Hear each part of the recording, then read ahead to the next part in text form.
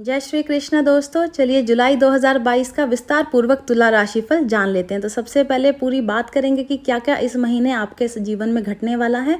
तो तुला राशि वाले लोगों के लिए महीना जो है वो मिला जुला रहने वाला है। दशम घर में मंगल की पूर्ण दृष्टि होने से आपको कार्य क्षेत्र में अच्छे नतीजे मिलेंगे और नौकरी की तलाश में जुटे लोगों की इच्छा पूर्ण हो सकती है। विद्यार्थियों के लिए थोड़ी परेशानी हो सकती है क्योंकि शनि जो है वो पंचम भाव में है और अपनी स्वर राशि में मौजूद होने से इसी वजह से जो है वो इनको ज़्यादा परिश्रम करना पड़ सकता है। परिवार में भी थोड़ा अशांति का समय रहेगा। मंगल के राहु के साथ सप्तम भाव में बैठने से छोटी छोटी बातों पर जो है वो लड़ाई हो सकती है। इस वक्त तुला राशि के लोगों की जो लव लाइफ है उसमें भी परेशानियां हो सकती हैं क्योंकि पंचम भाव में जो है वो शनि के होने से आपस में गलतफहमियां बढ़ेंगी। इस दौरान आपकी आर्थिक स्थिति थोड़ी कमजोर रहेगी। मंगल ग्रह के सप्तम भाव में राहु के साथ उपस्थित होने से आर्थिक विकास में रुकावट आ सकती है। तो जुलाई का जो महीना है वो आपके जीवन में कैसा रहेगा और परिवार, करियर, स्वास्थ्य, प्रेम आदि इन क्षेत्रों में आपको कैसे फल प्राप्त होंगे, ये जानने के लिए वीडियो के अंत तक बने रहिए। तो चलिए कार्य क्षेत्र से शुरुआत करते हैं। तो तुला राशि के लोगों के लिए करियर के दृष्टिकोण से जो है वो ये महीना बहुत अच्छा रहने वाला है। माह के पूर्वार्ध में दशम घर में मंगल की पूर्ण दृष्टि होने से आपको अच्छा फल प्राप्त होगा। नौकरी पेशा लोगों को दफ्तर में तरक्की मिल सकती है। आपके काम से अधिकारी खुश रहेंगे। आपको ज़्यादा जिम्मेदारी का काम मिलेगा। निजी सेक्टर में काम करने वाले लोगों को सलाह है कि दफ्तर की पॉलिटिक्स से आप बिल्कुल सतर्क रहें, दूर रहें। और इस समय नई नौकरी की जो लोग तलाश कर रहे हैं उनको मनपसंद नौकरी मिल सकती है। कार्य क्षेत्र में रुके हुए कार्य में सफलता दिखेगी और सरकारी क्षेत्र में लाभ प्राप्त होगा। इस महीने के दौरान पंचम भाव में शनि ग्रह के उपस्थित होने से सूर्य के दशम भाव में जाने से आपको फायदा होगा। हालांकि व्यापार और बिजनेस कर रहे लोगों को कड़ी मेहनत करनी पड़ेगी, लेकिन साथ ही उन्हें अच्छी सफलता भी मिलेगी। नए क्षेत्र में व्यापार का प्रसार होगा और नए संपर्क बनेंगे। आप नए लोगों से जुड़ेंगे। कारोबारी प्रतिस्पर्धा आपको इस वक्त थोड़ी चिंता में डाल सकती है। आपको सुझाव है कि अपने विवेक से काम लें, जोश में कोई भी कदम न उठाएं। बिजनेस पार्टनर से तालमेल बनाकर रखें, यह आपके लिए बेहतर रहेगा। कोई पुराना साथी नए बिजनेस का प्रस्ताव दे सकता है जो कि आपके लिए बहुत फायदेमंद रहेगा। अब जान लेते हैं आर्थिक क्षेत्र में किस तरीके के फल प्राप्त होंगे। तुला राशि वाले लोगों को आर्थिक दृष्टिकोण से यह समय सामान्य रहेगा। द्वितीय भाव में स्वामी मंगल ग्रह के सप्तम भाव में राहु के साथ उपस्थित होने से आर्थिक विकास में रुकावट आ सकती है। आपकी आर्थिक स्थिति कमजोर हो सकती है। इस दौरान किसी को कर्ज न दें और किसी भी बिजनेस व्यापार में पैसा लगाने से पूर्व किसी बड़े बुजुर्ग की सलाह अवश्य ले लें।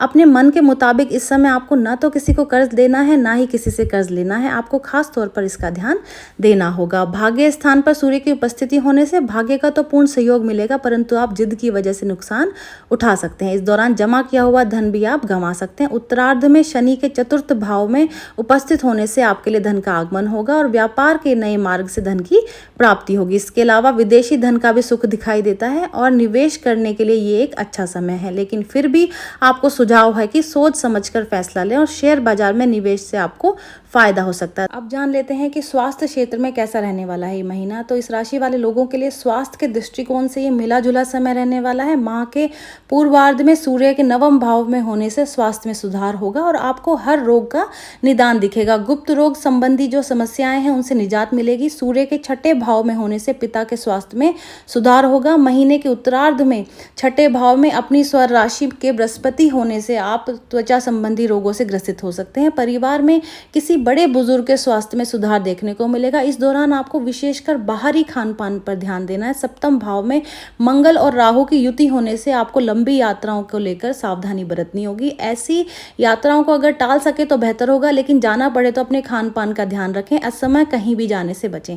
तो चलिए प्रेम और वैवाहिक क्षेत्र में भी जान लेते हैं कि किस तरीके का समय रहने वाला है। तो तुला राशि वाले लोगों के लिए प्रेम संबंधी मामले जो हैं वो इस वक्त परेशानी दे सकते हैं। माह के पूर्वार्ध में पंचम भाव में शनि ग्रह के होने से प्रेम संबंधों में जो है वो उतार चढ़ाव रहेगा। एक दूसरे के प्रति गलतफहमियां पैदा हो सकती हैं। आपको सलाह है कि जितना हो सके अपने मन को शांत रखें, प्रेम भाव बनाए रखें और गलतफहमी का शिकार होने से बचें। किसी बाहरी व्यक्ति के कहने पर भरोसा बिल्कुल भी ना करें, नहीं तो आपकी परेशानी बढ़ सकती है। इस समय लव मेट की तलाश जो लोग कर रहे हैं उन लोगों की मनोकामना पूरी हो सकती है। कई लोग प्रेम विवाह की दिशा में अग्रसर हो सकते हैं। अगर लंबे वक्त से शादी में अड़चन आ रही है तो इस वक्त वो दूर हो जाएगी और अच्छे रिश्ते आएंगे।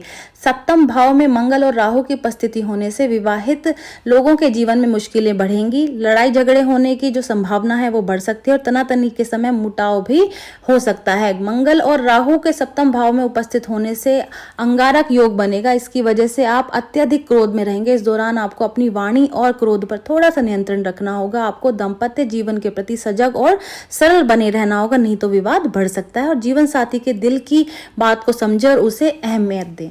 चलिए पारिवारिक दिशा में जान लेते हैं कि तुला राशि वालों के लिए ये महीना किस तरीके का रहने वाला है। तो ये जो समय है वो पारिवारिक जीवन की दृष्टि से कठिनाई भरा रहेगा। द्वितीय भाव में जो है वो स्वामी मंगल के राहु के साथ सप्तम भाव में बैठने से आपके लिए थोड़ी मुश्किलें आएंगी। माह के पूर्वार्ध में परिवार में अशांति रहेगी और छोटी छोटी बातों से बड़ी लड़ाई हो सकती है। इस दौरान आपको अपने गुस्से पर नियंत्रण रखना होगा। आपको महसूस होगा कि आपकी जायज बातों को परिवार में अहमियत नहीं मिल रही है। अगर परिवार के युवा सदस्य आपकी बात से सहमत नहीं है तो नाराज होने की बजाय उनको मधुरता से अपनी बात को समझाने की कोशिश करें। भाई बहनों पर सख्ती दिखाने से बचें। अगर आप अपने वचनों को, अपनी बातों को जो है वो सही से इस्तेमाल करेंगे तो कई विवादों को आप टाल सकते हैं। बड़े बुजुर्गों को अपने पक्ष में रखने की कोशिश करें और उनकी सलाह से परिवार को एक करने की पूरी कोशिश करें। द्वितीय भाव पर शुक्र ग्रह की पूर्ण दृष्टि होने से माह के उत्तरार्ध में परिस्थितियां जो है वो अनुकूल होंगी। परिवार में चल रहे मतभेद जो है वो कम होंगे।